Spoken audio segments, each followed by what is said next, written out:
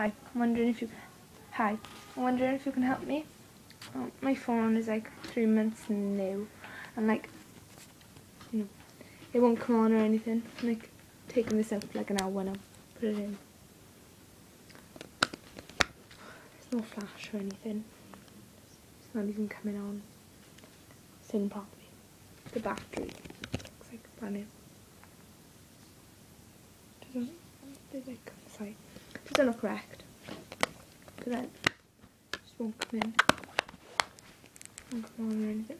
And then plug it into the computer now. Just